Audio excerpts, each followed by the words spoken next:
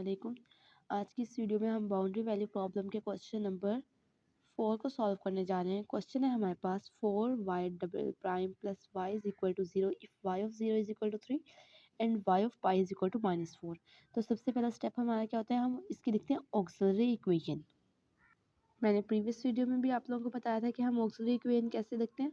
मैं इसको रिपीट कर देती हूँ।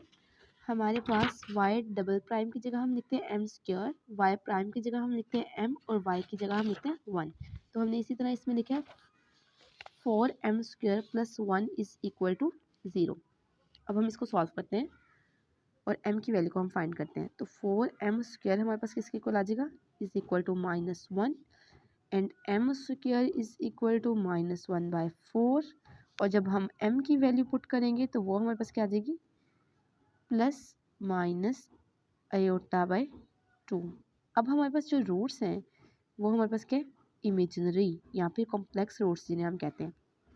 यानी कि इसका सोल्यूशन हमारे पास m कुछ इस तरीके से है, m is equal to 0 plus minus -2। अब देखिए, मैंने आपको इससे पहले वाली वीडियो में बताया कि हमने जब लिखने होते हैं कॉम्प्लेक्स या इमेजिनरी का सोल्यूशन, तो वो हमारे पास होता है m is equal to alpha plus minus eta B, और इसका सोल्यूशन हमारे पास आता है y of c is equal to e alpha x a cos beta x plus b sine beta x। तो हम इसी तरीके से इस इक्वेशन का सोल्यूशन भी लिख लेंगे, जो हमारे पास आएगा y of x is equal to, equation का सोल्यूशन हमारे पास आ जाएगा e alpha x c1 cos x plus c2 cos beta x plus c2 sine beta x। अब यहाँ पे हमें बस अल्फ़ा क्या है, 0। जब हम इसको पुट करेंगे तो e0x आ जाएगा।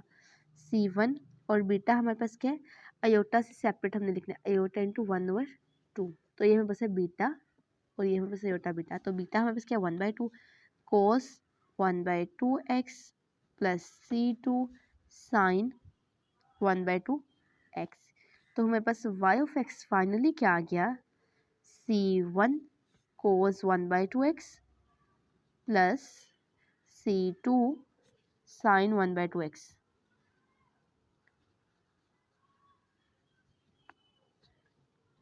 अब हमने इसे हम कह देते हैं ए इक्वेशन।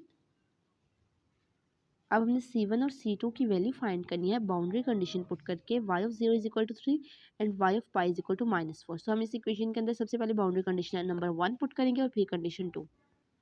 इसमें हमारे पास x की वैल्यू क्या है, 0, और y की वैल्यू क्या है, 3। इसे हम इस इक्वेशन के अंदर पुट करते हैं। तो y of 0 is equal to c1 cos 0/2 plus c2 sine 0/2। ठीक है। अब हमें पता है जो कोस 0 1 होता है और साइन 0 क्या होता है, 0। तो y of 0 is equal to 3। y of 0 किसके इक्वल आ गया, 3 के इक्वल। और c1 cos 0 1 and sine 0 0 1 and c2 into 0। तो c1 की वैल्यू यहाँ से हमने निकाल ली, वो आ गई हमारे पास 3।